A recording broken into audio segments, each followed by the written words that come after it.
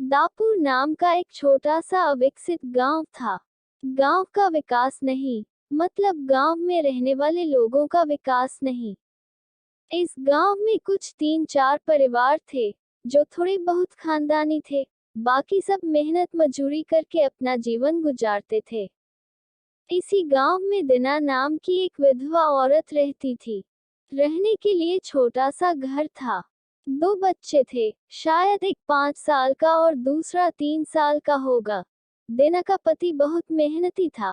वो दिना को किसी चीज की कमी महसूस नहीं होने देता था या कैसी भी हालतों में साथ नहीं छोड़ता था।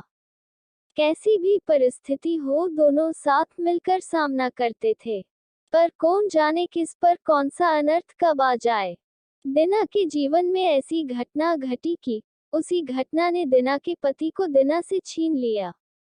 दिना को पति के गुजरने के बाद ऐसा लगने लगा कि मैं जिंदा तो हूँ, पर मुझ में जान नहीं है। परिवार चलाने के लिए अब दूसरा कोई नहीं था सिवाय दिना के, इसलिए कैसे भी करके दिना ने अपने बच्चों की खातिर खुद को उस डेक से अलग किया। कुछ दिन बाद घर में जो था वो समाप्त हो गया। अब खुद क्या खाए और अपने छोटे बच्चों को क्या खिलाएं, ये समस्या उसके सामने खड़ी हो गई। बच्चों के लिए दिना को अभी कुछ काम करना ही था, इसलिए दिना अपने दोनों बच्चों को साथ में लेकर जहां काम मिलता वहीं जाया करती थी।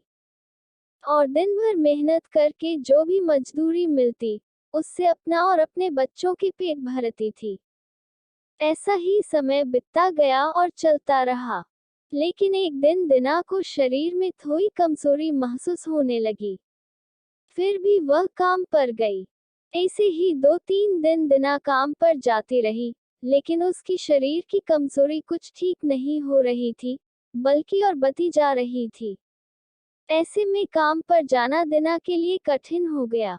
दिना बहुत चिंतित रहने लगी, अगर काम पर नहीं गई तो मेरे बच्चे भूखे मर जाएंगे। उसी चिंता ने दिना को और कमजोर कर दिया।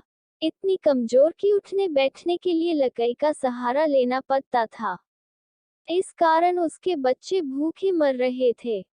खाने को कुछ न मिलने के कारण और अपने बच्चों को भूखे मरते देखकर वह लकड़ी की सहायता से आज यहाँ से कुछ मांगा, तो अगले दिन दूसरी ओर से कुछ मांग के अपने बच्चों को खिलाती, पर खुद भूखी सो जाती थी।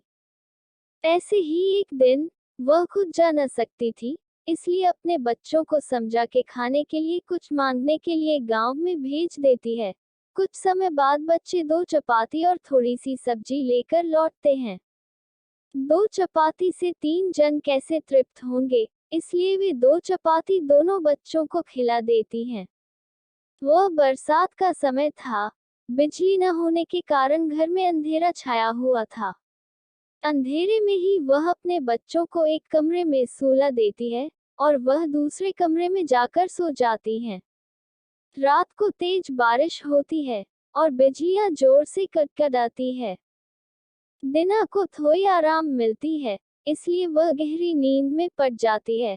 ऐसे में दिना को एक सपना दिखाई देता है।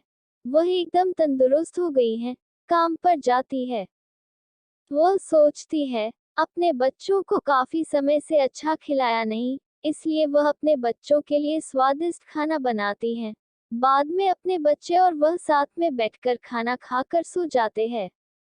आगे सपने में दिना ने देखा, उसके बच्चे जिस कमरे में सोए हुए थे, उस कमरे का छत गिरकर उनके दोनों बच्चे मर जाते हैं।